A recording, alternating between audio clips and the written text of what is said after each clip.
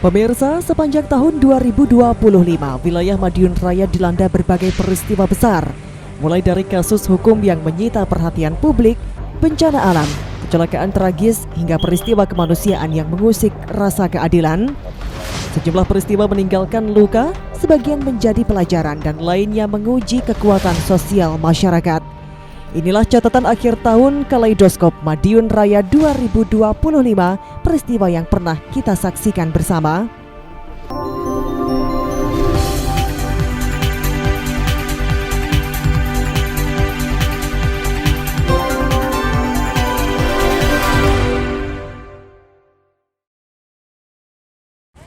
Tahun 2025 diawali dengan peristiwa mengejutkan dari Kabupaten Ngawi.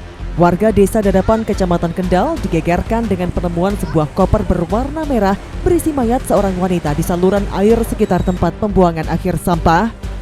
Koper yang terbungkus plastik hitam dan menyerupai paket ekspedisi itu pertama kali ditemukan seorang warga saat hendak mencuci tangan. Saat sedikit dibuka terlihat selimut dan bercak darah hingga peristiwa tersebut dilaporkan ke pihak berwajib. Polisi langsung mengamankan lokasi dan mengevakuasi jenazah ke RSUD Dr. Suroto Ngawi untuk otopsi. Kasus ini menjadi salah satu peristiwa kriminal paling menyita perhatian di awal tahun.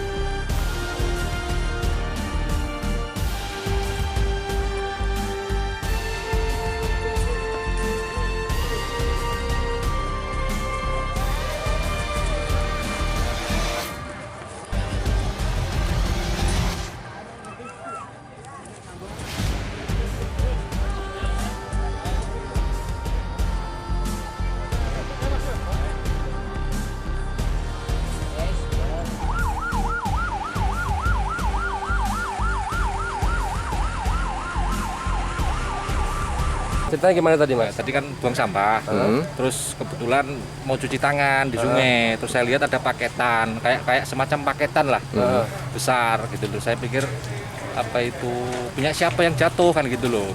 Mau saya ambil, saya posting rencana. Kebetulan kan ya kasihan lah sama yang kurirnya kalau memang betul paketan kan gitu. Terus akhirnya saya angkat nggak kuat, apa itu saya minta bantuan sama adik, oh iya ternyata betul berat kan gitu. Terus apa itu pas adik datang, dia balik lagi bawa gunting. Saya penasaran tahu saya buka isinya apa gitu.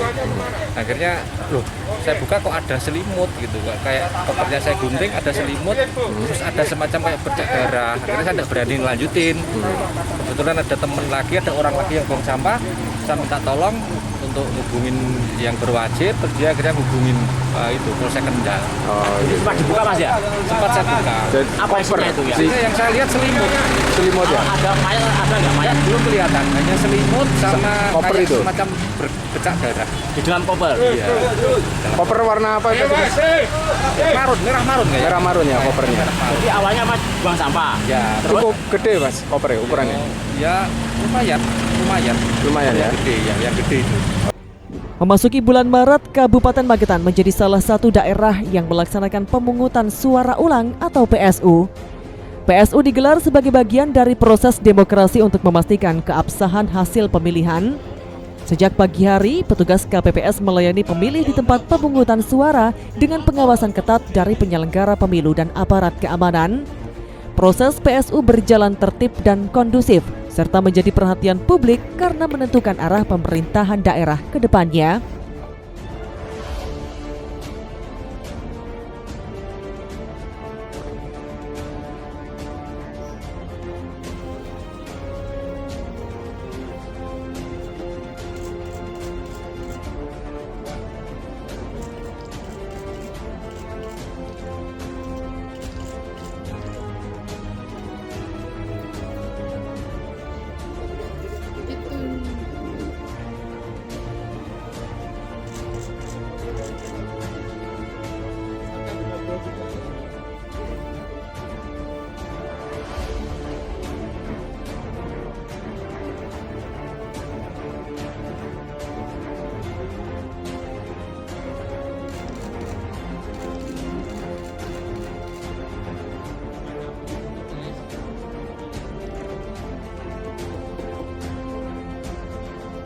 Alhamdulillah PSU sekarang semua berjalan lancar. Kita berterima kasih karena ada dukungan pers, keamanan, baik TNI maupun Polri, pemerintah, tingkat kecamatan, desa, bahkan bupati, semua saling mensupport. Untuk penentuan PSU kan nanti kita ada rekap di kecamatan. Tapi nanti kita rekap kecamatannya saya tempatkan di kabupaten. Jadi PPS sudah ada, PPK sudah ada, kita mulai rekap di hari Senin jam 9 sampai jam 12 kita targetkan 3 kecamatan selesai. Terus sorenya jam 3 kita lanjutkan di rekap kabupaten. Nanti dalam rekap itu yang dibacakan itu hanya yang terlokus PSU. Sedangkan TPS yang lain, desa yang lain, kecamatan yang lain dianggap telah dibacakan. Ya, jadi perhatian, yang dibacakan lokus TPS yang PSU. Jadi bukan semuanya. Ada 4 TPS tadi ya, yang PSU tadi. Iya, berarti kan ada 4 TPS, ada 3 PPS dan 3 kecamatan, PPK tingkat kecamatan seperti itu. Iya, jadi nanti kan suara di 4 TPS itu kita nolkan semua. Kita nolkan semua, ya hasil yang ini yang baru kita masukkan. Masih di bulan Mei, Kabupaten Magetan kembali dilanda peristiwa tragis. Kecelakaan maut terjadi di perlintasan kereta api Kelurahan Mangge, Kecamatan Barat. Kereta Malioboro Express menabrak 7 sepeda motor, mengakibatkan 4 orang meninggal dunia dan 3 lainnya mengalami luka berat. Peristiwa ini menjadi pengingat akan pentingnya kewaspadaan dan kepatuhan terhadap aturan keselamatan di perlintasan kereta api.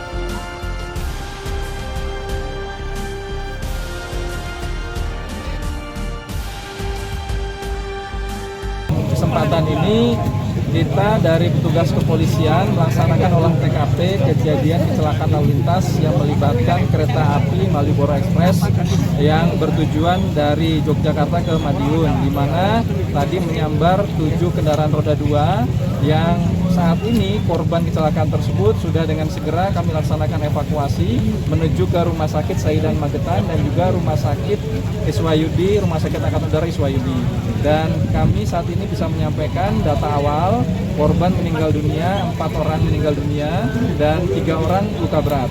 Dan kami pada kesempatan ini juga dari pihak Jasa Raharja menyampaikan turut berduka cita yang sedalam-dalamnya terhadap korban yang ada dari kecelakaan ini, dan tentu juga memohon doanya supaya korban yang saat ini dalam perawatan diberikan kesembuhan.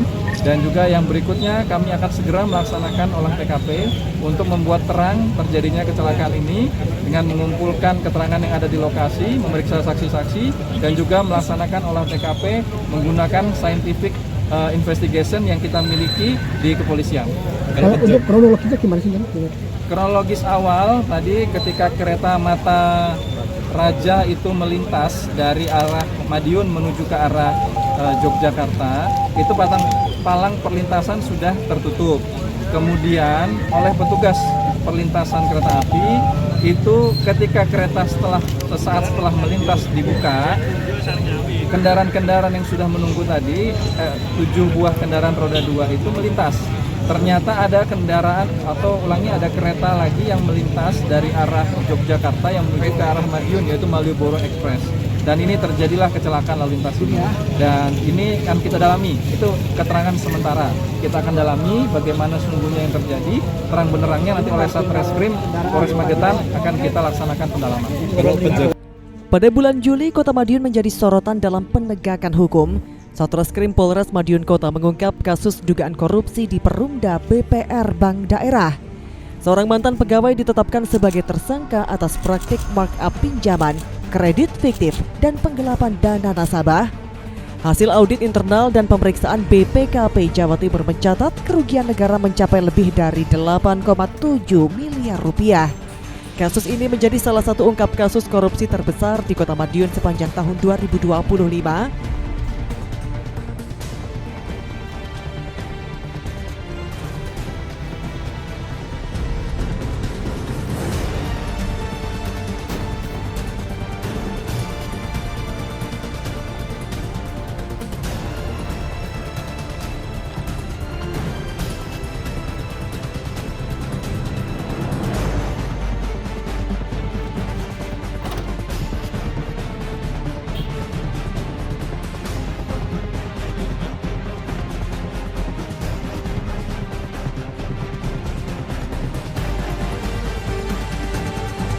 Penelitian dari pihak penyidik, jadi kita harus sampaikan bahwa ini adalah laporan dari pihak BPR melalui inspektorat ada perbuatan fraud di BPR dan ini ditindaklanjuti oleh teman-teman penyidik.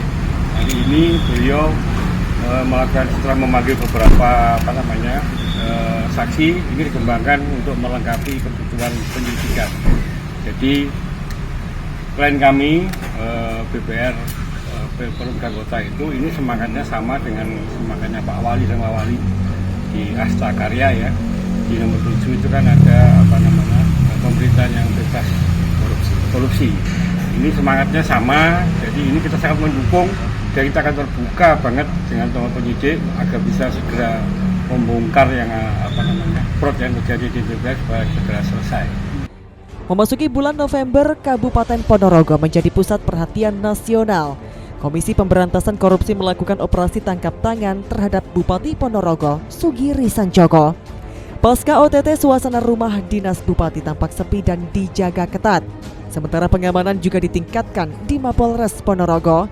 KPK membenarkan telah mengamankan sejumlah pejabat yang diduga terkait praktik jual beli jabatan.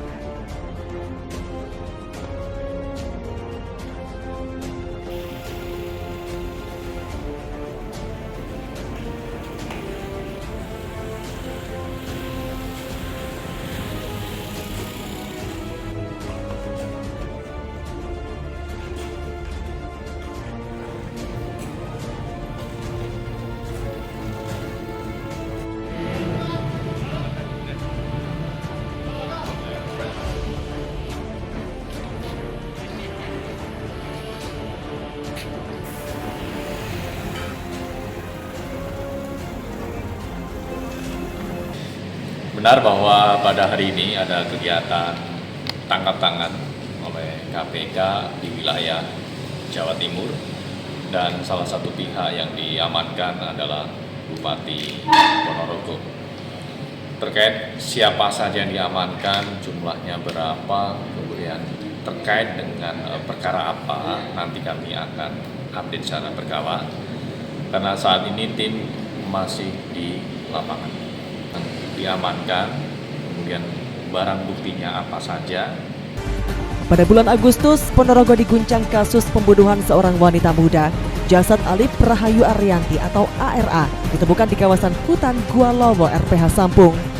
Penyelidikan polisi mengungkap korban tewas dibunuh oleh suaminya sendiri, Hartono. Korban diduga dicekik menggunakan kabel dan dibenturkan ke pohon dengan motif sakit hati atas ucapan korban yang menyinggung keluarga pelaku. Kasus kekerasan dalam rumah tangga ini menjadi salah satu peristiwa kriminal paling mengusik rasa kemanusiaan sepanjang tahun.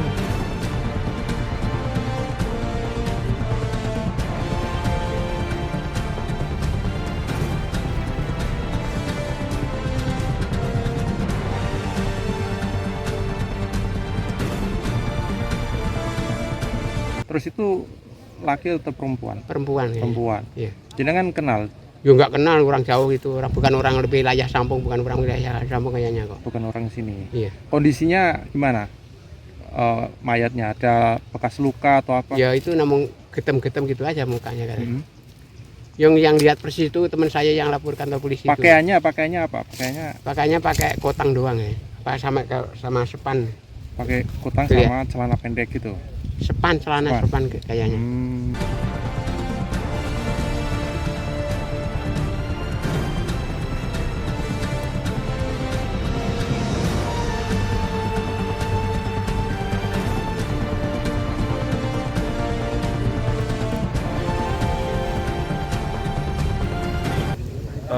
Mohon waktu teman-teman, identitas korban sudah kita dapat.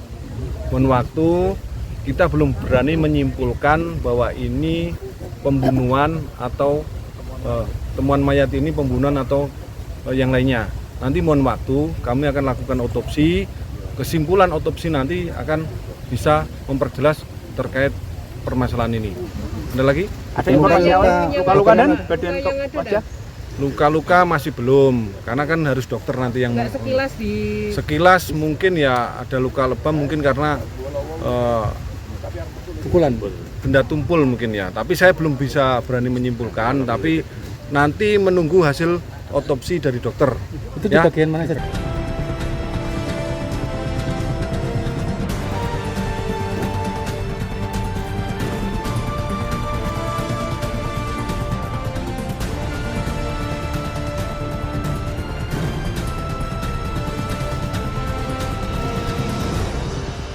Sepanjang tahun 2025, Ponorogo juga disorot kasus kredit fiktif di BRI Unit Pasar Pon.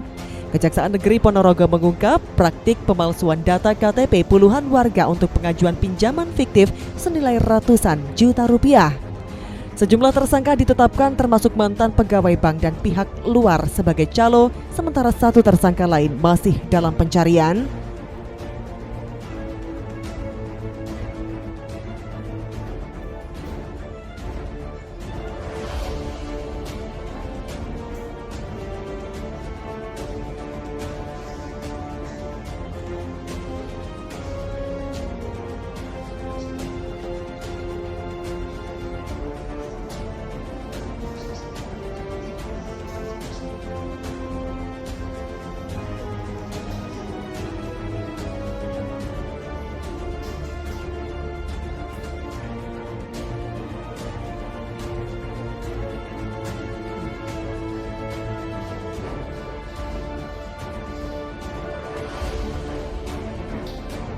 Bahwa hari ini telah kita lakukan penahanan terhadap inisial SPP, yaitu mantri di BRI Unit Pasar Pon, mantan.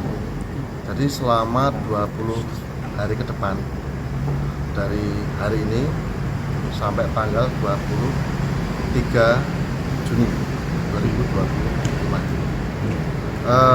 Ini tadi telah dilakukan pemeriksaan sebagai saksi sebelumnya sejak jam 10 tadi. Kemudian setelah dilakukan pemeriksaan dilakukan ekspos perkara dan tim sepakat bahwa SPP ini bisa dinaikkan status sebagai tersangka setelah mengantongi 2 alat bukti.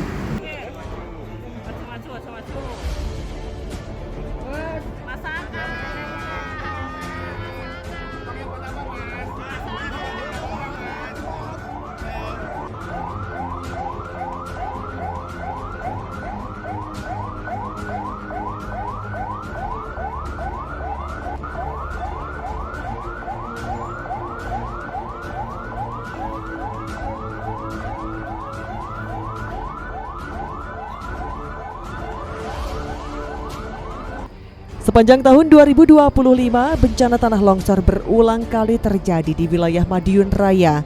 Curah hujan tinggi, kondisi tanah yang labil, serta aktivitas di kawasan rawan menjadi faktor utama pemicu bencana. Di Magetan, longsor di tambang galian C Desa Trosono, Kecamatan Parang menelan korban jiwa. Seorang sopir truk meninggal dunia tertimbun material tanah dan batu.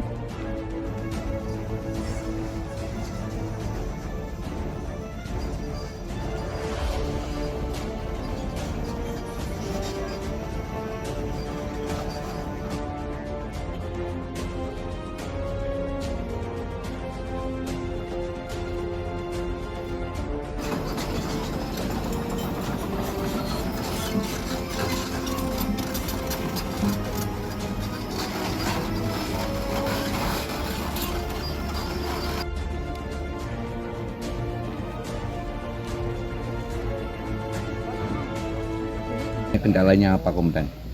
Jadi kendalanya untuk ngambil apa itu pakai eskavator masih belum selesai. Mengerahkan berapa ekskavator ini? 2 eskavator. 2 ekskavator ya? Ya. Sebenarnya tadi itu gimana kendala ceritanya dari korban itu?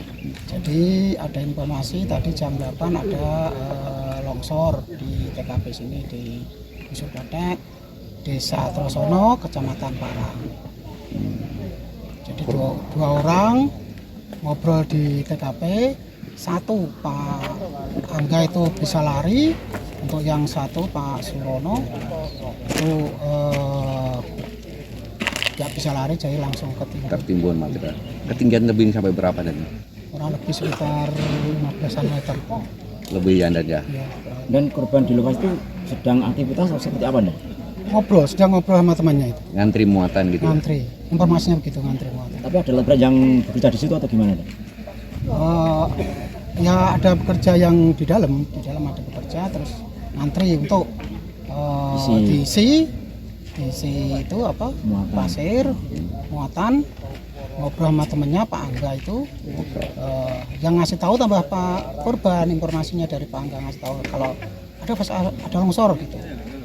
Tapi yang lari saya itu Pak Angga, terus Pak Surono ya lari tapi nggak sampai informasi gitu nggak sempat ketulungan jadi ketimbun. Komandan, selain korban yang tertimbun longsor di dalam itu yang terjebak apa aja dan truk sama alat berat itu? Truk sama alat berat 1. Truknya berapa nah? 1. Memasuki bulan November, pergerakan tanah terjadi di Dusun Morosowo, Desa Mendak, Kecamatan Dagangan, Kabupaten Madiun. Retakan tanah membentang ratusan meter dan memaksa puluhan warga mengungsi demi keselamatan jiwa.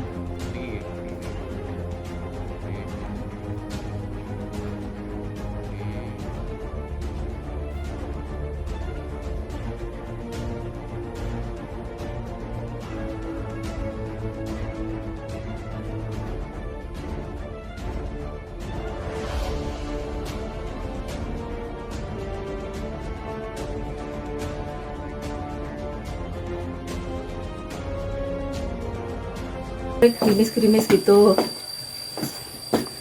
Habis itu kok ada suara sekitar jam 6:30 ada suara tek gitu.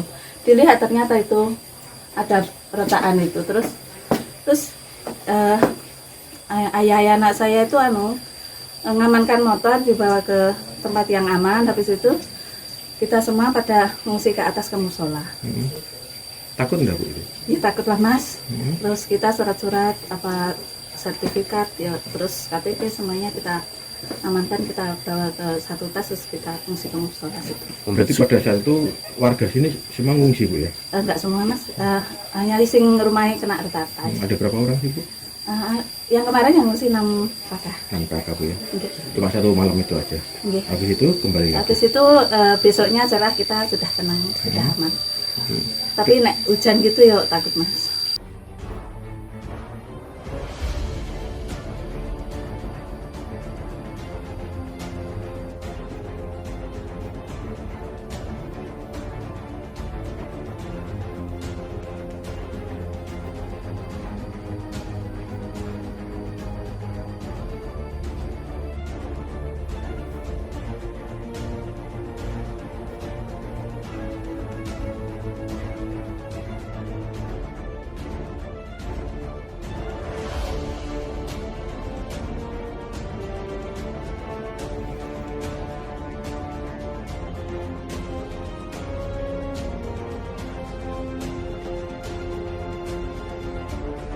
Kesimpulan mulai kemarin karena keretakan ini semakin besar dan ada berdampak di 8 rumah. Tadi malam diputuskan untuk 8 rumah ini diungsikan. Informasi dari Pak Kades ini sementara diungsikan di musola. Panjang retakannya ya, kalau secara pantau dari teman-teman ini ada hampir 500 meter, yang kemungkinan 500 meter ini ada kemungkinan terjadi potensi longsornya juga bisa terjadi.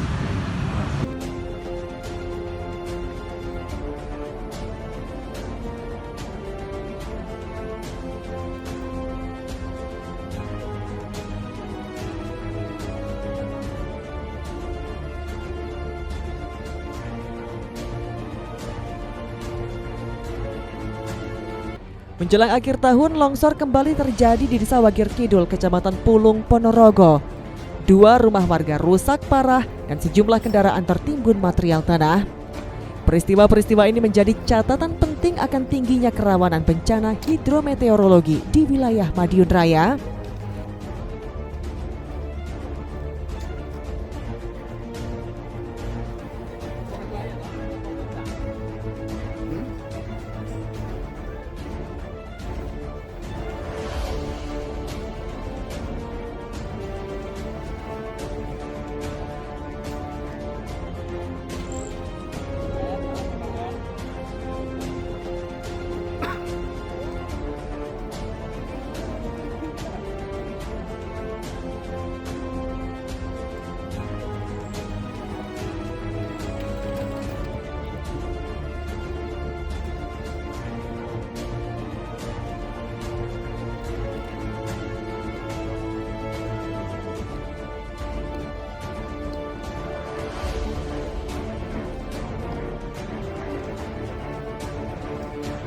Ya.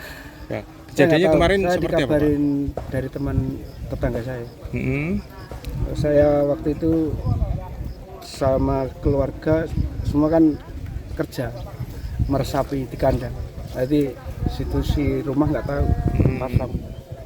Ini sebelumnya hujan deras di wilayah sini. Terus tahunnya jam berapa? Tahunnya sekitar jam 4. Jam 4. Jam 4 kan kita waktunya ke kandang untuk merah sapi. Jadi semua penghuni rumah ke sana semua? Ya, semua selesai. Cuman bertiga kan anak saya, yang satu kan ikut neneknya. Terus ini yang rusak apa aja, Pak? Oh, mantek, Mas. Habis semua? Habis setelah tahu rumahnya habis ini gimana? Kaget kemarin? Ya, kaget juga kaget. Tapi ya sebenarnya lah, ikutin yang ngono. Yang penting anak bojoku selamat. Rencana untuk alat berat sekitar jam 8 jam 9 sudah nyampe sini, termasuk armada untuk pembuangan. Pagi ini apa yang dilakukan warga? Untuk warga dari 3 RT kita mengadakan kerja bakti berkaitan yang pertama yang ditangani untuk rumah Bapak Jemirin. Ya, tadi malam dari BPBD termasuk dari tim dinas sosial sudah naik rencana untuk alat berat kalau tidak salah sekitar jam 8-9 nanti sudah naik ke sini. Pak, ini memutus akses jalan juga ya, Pak? Untuk ya jelas Mas ya, karena termasuk akses dari Desa Wagir Kidul menuju ke Desa Banaran. Pemirsa, deretan peristiwa ini menjadi catatan penting sepanjang tahun 2025. Sebagian meninggalkan luka, sebagian menjadi pelajaran, dan semuanya mengajarkan kita tentang kewaspadaan dan keteguhan. Di tengah berbagai ujian, masyarakat Madiun Raya terus bertahan, bangkit, dan melangkah ke depan, menyongsong tahun baru dengan harapan akan kehidupan yang lebih aman, adil, dan manusiawi. Inilah Kaleidoskop Madiun Raya 2025. Tim Liputan, JTV, Madiun.